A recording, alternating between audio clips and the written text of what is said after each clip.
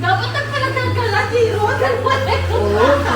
Ayun, hindi pa nakatulog sa dalawang baby. Hindi talaga. Walang pa isa mga puso. Gusto mo winner ka namin eh. Winner in life? Oh my God. Ang daming tutobe.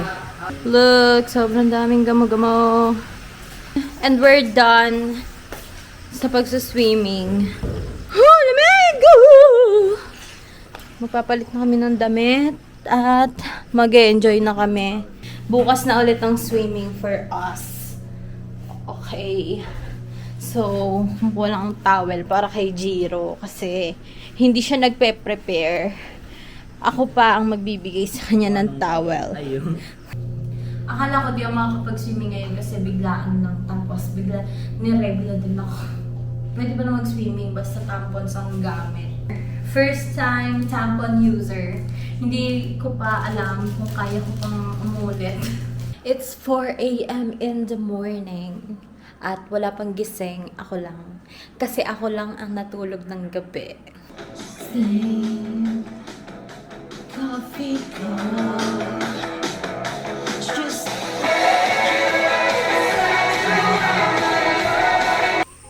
CR lang ako.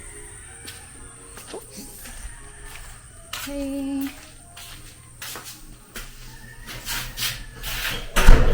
Okay, good morning, check. Good morning, check. So, ito nga pala yung CR niya nasa. Ay, wait lang. Babakita ko sa inyo. Wait lang. Kikita nyo, ayan yung pinaka-gate. Tapos, ayan yung parking. Tapos, ito parang sobrang laking common area. So, dahil nagturo ako. So, ito na yung gate. Pagpasok mong ganyan, makikita mo na yung shower dito. So, ito yung pool. Tapos, dun sa may bandang dulo, merong parang poolside na tambayan. Ganyan. And then, ito naman yung hagdan. Tapos, ito naman yung isang buong sala. Tapos, kusina. Tapos, dining area. Ganun. So, edi, ayan na nga. Hindi maglalakad ka na. Tapos, ayan yung taas. Yan, sobrang taas niya din. Pasok tayo ngayon dito sa sala. Yan. Bukod sa malamigang area dahil sobrang daming puno sa paligid, parang farm area kasi yung nandun sa kabila. Maraming baka, kambing, ganon. Tapos yung mga aso, nagtatakbuhan lang, ganon. Masasaya sila sa buhay nila. Pero hindi naman sila nangahabol. Talagang parang wala naman silang pakialam sa'yo. Parang gusto lang talaga nila maging masaya. So, hayaan natin sila.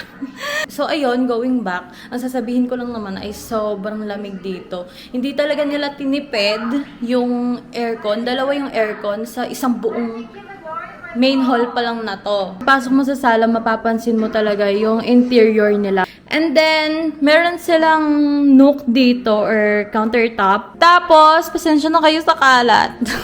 Okay, please don't judge the kalat ha. Kasi kanina pa nga kami dito. Syempre, parang tahanan vibes na to. So, diyan mo mafe-feel kung at home ka. Hindi mo mafe-feel na nag-save sila ng space. As in, sobrang generous ng space nila para magpaikot-ikot, maglakad-lakad. Pwede pong magtakbuhan yung mga bagets. Ganun. So, ayun, papakita ko lang sa inyo yung taas. So, akyat tayo. Dito sa may hagdan. And, ang makikita nyo ay, ayan, may salamin siya. Sobrang ganda. And then, akyat lang ulit. And ayan, makikita nyo na yung view natin sa Mount Arayat. Sobrang ganda. Dito sa video, sobrang liit lang nung view mo sa mountain. Pero, kapag nandito ka sa personal, ang laki-laki niya. So, parang feeling mo, medyo malapit ka na din, kahit hindi naman. Medyo, parang merong space pa dito. Mamaya, pag medyo maliwanag, papakita ko sa inyo. Ah, ang ganda! So, ayan, kung makikita nyo, ayan yung itsura nung harap. So, ayan ang view sa umaga. Ang ganda-ganda, sobra. Ayan yung mga parang siguro ano yan, bakod yan ng mga may-ari ng lupa. Tignan nyo, glass door pa lang sinasabi na sobrang laki ng space mo sa loob. Second room. Actually, ito yung master's bedroom. So, ito pala yung second room. Ito yung first room. Tapos, tignan nyo naman yung pader nila, di ba? Sige nga, sabihin yung tinipid yan. Wala akong video ng rooms eh.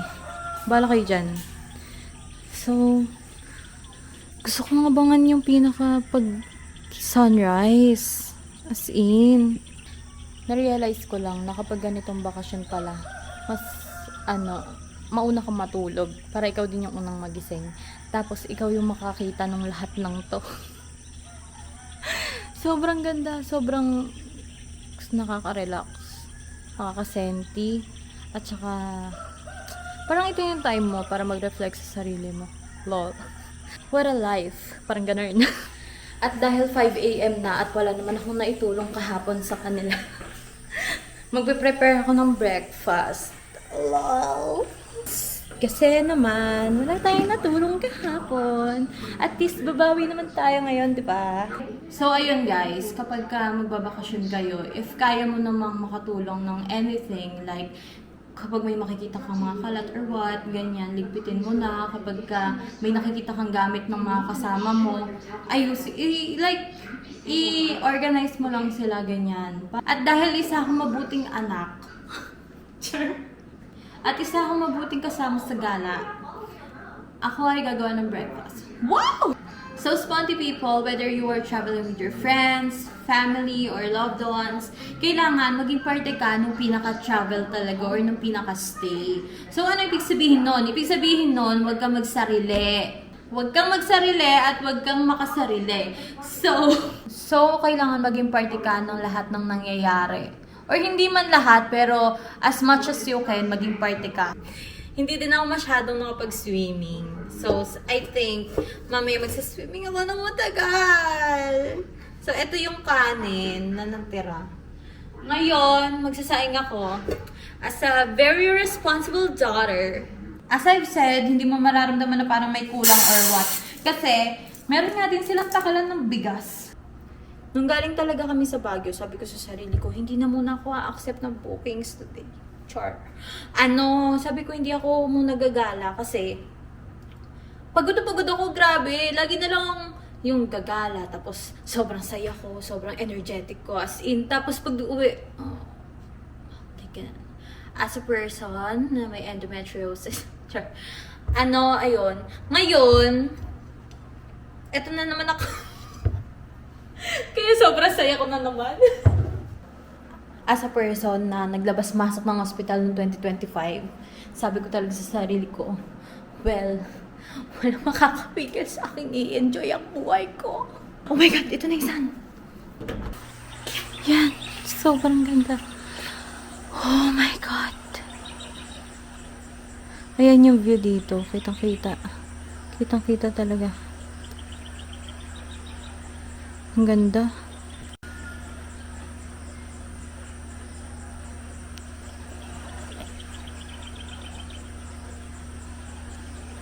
So, ayan lang naman yung view ko. Ang ganda.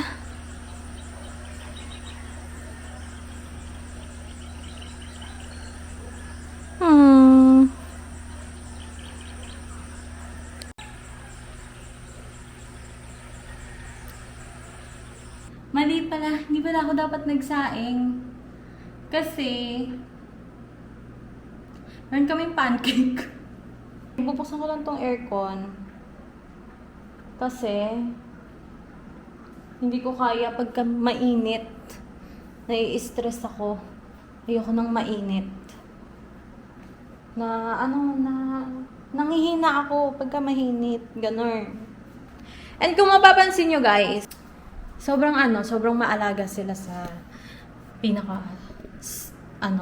na to. As in, sobrang maalaga sila. Like sila naglilinis, tapos sinecheck nila ang mga kailangan, ganyan. Tapos madali lang sila kontakin. Oh. Meron talagang satisfaction kapag bake ka, tapos ilalagay mo sa gitna yung itlog, tapos gaganito siya. Diba? Perfect. Grabe!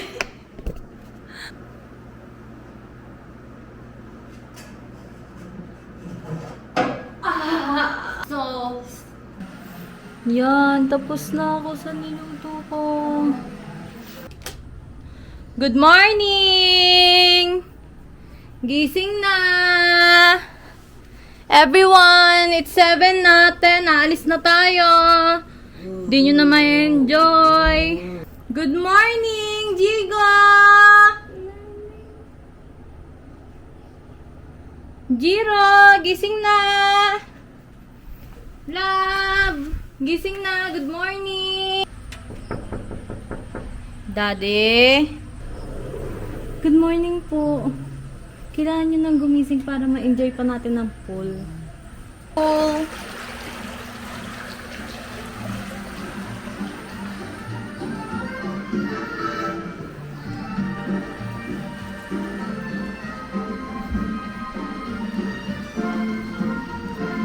Good morning.